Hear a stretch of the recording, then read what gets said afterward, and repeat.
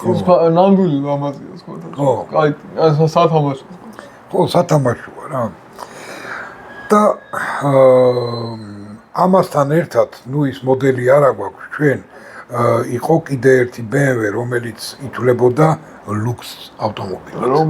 რომელიც იყო ძალიან ძვირი. თუ გახსოვს? აუ, აღარ მახსოვს. თუ არა და BMW-ს ფანები ბევრი ყავს კომენტარებში დაგვიწერეთ. ხო. და მაგიტომაც ალტერნატივა